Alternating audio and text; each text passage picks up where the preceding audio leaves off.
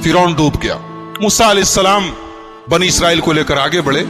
आगे पहुंचे तो अल्लाह ताला ने मूसा अलैहिस्सलाम को कूहे तूर पे बुलाया और कहा कि ऐ मूसा, हम तुम्हें अपनी किताब देंगे, तुम्हें कुछ खास अहकामात देंगे, उसके लिए तुम्हें तूर पहाड़ के ऊपर आना पड़ेगा। और 40 दिन तक मूसा अलैहिस्सलाम तूर पहाड़ पे थे। और आपको एक बात बता दूं मैं कि मूसा वो इकलौते नबी है जिनसे अल्लाह ने डायरेक्ट बात किया है। किसी फरिश्ते का बीच में वास्ता नहीं था, अल्लाह ने डायरेक्ट बात की है मूसा से। जब भी बात की है डायरेक्ट बात की है। तो हजरत मूसा ने कहा कि अल्लाह, मैं आपको देखना चाहता हूं। अल्लाह ने कहा लन तरानी, तो मुझे कभी नहीं देख सकते। बाज उलमा ने कहा है कि अल्लाह ताला को मूसा ने कहा लन तरानी, अल्लाह ने कहा तुम मुझे कभी नहीं देख सकते। इससे पता चला कि अल्लाह को कोई देख नहीं सकता, कभी नहीं देख सकता।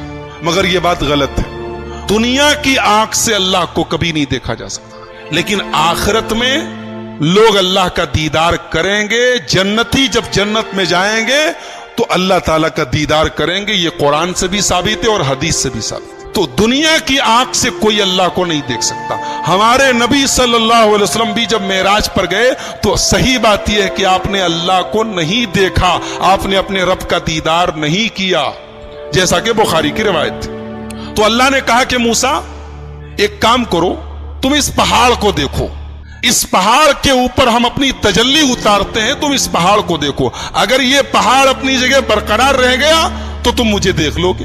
फलम्मा तजल्ला रब्बुहु लिल जबली जालहु दक्का, जब अल्लाह ने अपनी तजल्ली उतारी है पहाड़ के ऊपर, पहाड़ रेजा रेजा हो गया। वखर्र मूसा सईका, और मूसा बेहोश होकर गिर पड़े। जब मूसा होश में आए तो कहने लगे अल्लाह, मैं तौबा करता हूं, अब आज के बाद मैं ये ऐसी डिमांड नहीं करूंगा, ऐसा मुतालबा नहीं करूंगा, मैं तुझको देखना चाहता हूं। जब मूसा अलैहिस्सलाम तूर पहाड़ से वापस गए तो देखा उनकी कौम ने बछड़े को अपना माबूद बना लिया। उनकी कौम में सामिरी नाम का एक आदमी था, उसने सोने को पिघला करके एक बछड़ा तैयार किया और उस बछड़े के अंदर ऐसा कुछ सिस्टम बना दिया कि जब हवा चलती थी तो बछड़े से आवाज निकलती थी। तो बनी इसराइल से कहा उसने कि यही तुम्हारा खुदा है, और इसी से मिलने के लिए मूसा गए। तो बनी इसराइल उसके आगे सजदा करने लगे। जब मूसा अलैहिस्सलाम आए और देखा कि उनकी कौम बछड़े की इबादत में लग गई है, तो सबसे पहले अपने भाई हारून को पकड़ा, जिनको अपना जानशीन बना के गए। अपने भाई हारून की दाढ़ी पकड़ ली और कहा कि मैंने तुझको अपना जानशीन बनाया था, तूने यही मेरी जानशीनी निभाई है, मेरी कौम बछड़े की इबादत में लग गई। कहा कि मेरे भाई, पहले मेरी बात सुन लो, मेरी दाढ़ी छोड़ दो, मेरा बाल छोड़ दो, पहले मेरी बात तो सुनो। ये सब आपस में झगड़ा कर रहे थे और मैंने समझाने की कोशिश की, लेकिन मैंने देखा कि अगर मैं ज्यादा इंटरफेयर करता हूं तो बात ज्यादा बढ़ जाएगी।